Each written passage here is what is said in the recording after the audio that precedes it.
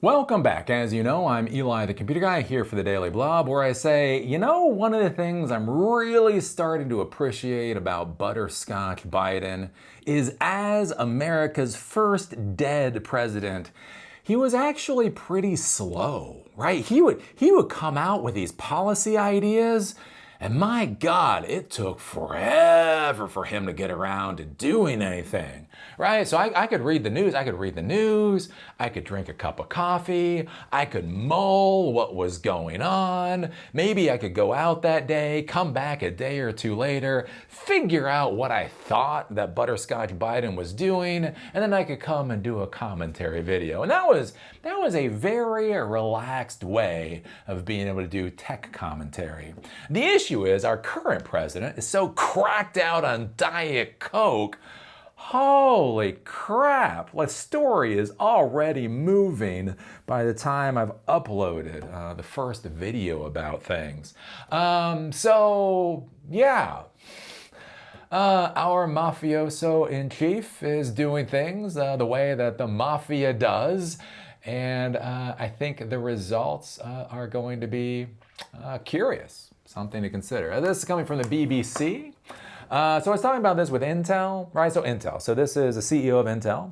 And a week and a half ago, so quick. It's like a week and a half ago. Anyways, Trump comes out and says, the CEO of Intel has been compromised. He has to be eliminated. He has to be gotten rid of immediately. Immediately. And then like a day or two later, he's like, oh, I met the CEO of Intel and he's a stand-up guy and he has an amazing story. Like, what? And then like a day or two later, then it's like the government is going to have an equity stake in Intel. Like, this is blah, blah, blah. Like all of that had happened before 7 days had transpired. So anyways, I brought up this whole thing with the government having an equity stake in Intel, especially with the Trump administration currently being in charge, because Intel is dying. Intel is in the death spiral. As Gamers Nexus says, we are not saying that Intel is in a death spiral. But if you look at a death spiral, and if you look at what Intel is doing, and you compare them, they're very, very, very similar, right? So anyways, the concern here is, I think Intel has just fucked up one too many times. It's very interesting, these tech companies, if you look at this over the years, whether it's Yahoo, whether it's Research in Motion, whether it's AOL, so many companies are gone. And the thing is, they didn't make one mistake. They didn't make two mistakes. They didn't even make a dozen mistakes. They just kept making mistakes. And it does seem like Intel is basically at that point where they have just been failing for so long. There's just a real question about their viability. It's so bizarre. So they have a new generation of chips that literally may never even be produced. So their next generation of chips is supposed to be coming out, but nobody has pre-ordered them. Like, what? I didn't even think that was possible. If nothing else, I figured they go into some crappy ass systems that would get sold at Best Buy or whatever. But apparently nobody wants their next generation. Nobody wants their next generation of chips. So they literally may have to skip that generation, not because of tech advancement, but simply because nobody cares. And so the problem is, right, with the Trump administration doing getting an equity stake in Intel, is if they did grants, if they did loans, right? That does connect the Trump administration to Intel to a degree, but, it's a degree. If the Trump administration literally buys into Intel, they're looking at buying a 10% share of Intel. Think about that. 10% equity stake by the government in Intel. All of a sudden, this is not simply Intel's story, it is Trump's story. If Intel fails while Trump owns a 10% stake, that is a really, really, really bad thing for the Trump administration, right? One of the big things is, right, we were supposed to hire the CEO president. People forgot to do the research and find out he's the CEO that keeps bankrupting things. And so the issue is, though, right, so you have the Trump administration, and then you now have them super glued to Intel. And so as we move forward, the question then becomes, what will the Trump administration do to support Intel, especially if Intel continues in that death spiral? Like, what if there is no practical way to save Intel? What if they have just failed on so many fronts and in so many areas? There's no practical way of keeping them, basically making them viable, right? Especially in a competitive environment.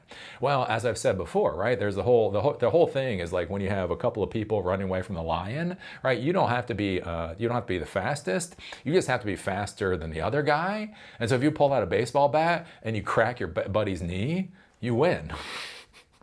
Like, all I have to do is crack your knee, walk over to the hill, pull out my sandwich, and then have a nice dinner and a show as the lion devours your body. Hey, oh yeah, lion's not gonna eat me. Lion's eating them, right?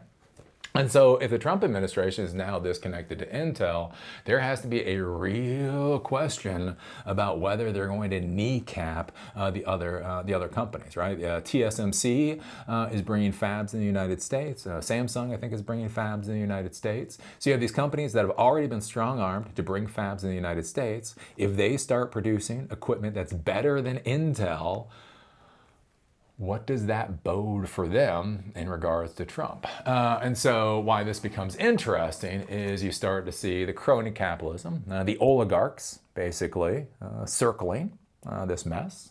Intel shares jump as Softbank to buy $2 billion stake in chip giant. So Intel shares popped because Softbank decided to do an investment into Intel for $2 billion.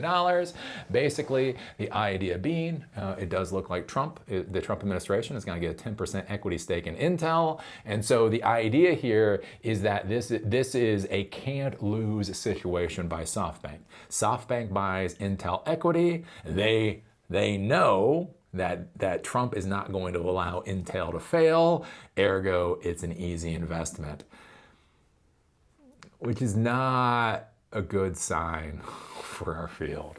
Intel shares have jumped after Japanese technology investment giant Softbank said it is buying $2 billion stake in the U.S. Computer chip maker. The announcement came just hours after the new reports that the Trump administration is in talks to take a stake of around 10% in Intel by converting government grants into shares. So what were supposed to be grants, so grants is free money, however you feel about it, it's free money.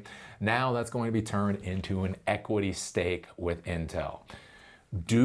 Even if you love Trump, man, even if you're a red hat to the bone, you wear 3 red hats at the exact same time. That's how diehard you are. How comfortable do you feel with this particular government taking a stake in Intel? When you look at Lutnick, Lutnick literally says European beef is weak. Like, that is not an Onion article. Lutnick literally says the problem with European beef is that it's weak, right? Trump himself has tried to get in the mix over the Coca-Cola recipe. He believes he has the God-given right to tell the Coke company how to make Coca-Cola. You're giving these people 10% equity stake in Intel. Yeah. The potential deal, which was first reported last week, aims to help Intel build a flagship manufacturing hub in Ohio. At the time, a White House spokesperson told the BBC that the reports, quote, should be regarded as speculation unless officially announced. Under the deal announced on Monday, SoftBank will pay $23 per share in Intel. Quote, the investment comes as both Intel and SoftBank deepen their commitment to investing in advanced technology and semiconductor innovation in the United States, the two companies said in a joint statement. Intel shares rose by more than 5% in after-hours trade in New York on Monday. Though it is curious to look at SoftBank, and if you look at SoftBank has dropped by 5.5%. So I don't know how the SoftBank investors actually feel about this. What becomes very interesting is the end. Quote, the government's agenda is clear. Accelerate domestic production, reduce dependence on Asia, and position Intel at the center of the AI and national security landscape, he said.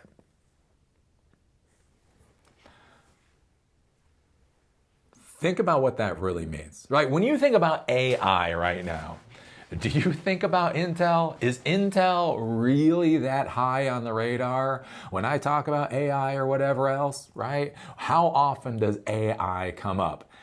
Not a lot, not a lot. And so that's one of the concerns here with the Trump administration is this idea that they take 10% equity stake in Intel, and then Intel should be the center of AI and national security landscape. A failing technology company in a death spiral is going to be shoehorned into the center of AI and national security. Does that seem like a good idea? Softbank's investment is a, quote, clear vote of confidence in Intel's turnaround, right? Hey, if the mafia boss is running the United States and the United States gets a 10% equity share in Intel, isn't that the safest possible bet you can make, right?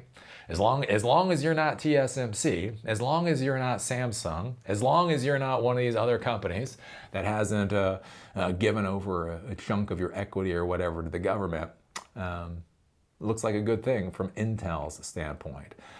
So yeah, I mean, this is going to be interesting going forward and seeing what this again actually means. So you look at it with Trump's deal with NVIDIA and AMD, that the government gets a 15% cut of sales to China. Not a tax, not a tariff, just a cut, right? If you look at all the other things that Trump is doing, I think this becomes a real concern, right, with the amount of power he has, because, right, the welfare queens in Congress, right, all the Republican welfare queens in Congress that they keep cashing their checks even though they refuse to do their job. Like, I don't understand, like the whole Democrat-Republican thing, right? But this isn't Republican. Like, I don't know what half this crap is. I thought Republicans were low taxes, small government, maybe, but this is a fucking screwed up government. Globalization, the rest, I don't even understand what these policies are. And so if you have this world where the Trump administration is holding so much power, the Republicans in Congress refuse to do their jobs. Right? Come on now. They're tired. They're tired. Do you see the world around them? America is tiring. I don't know. We will see. We will see how this goes. You will like Intel, whether or not you like Intel. So what do you think about this? What do you think about the Trump administration taking a 10% equity cut in Intel? What do you think about Softbank jumping in? Because obviously this seems to be a no-lose situation, right? What do you think this means for the other technology companies, especially as they're told or they're trying to reshore, right? Bring manufacturing and stuff to the United States. How do you feel about any of this? I don't know. Put your thoughts down below. Give us a thumbs up. Give us a thumbs down. Call me amazing. Call me a moron. Just do it in the comment section, because in the modern world, all that matters is that YouTube interaction. And with that, see y'all later.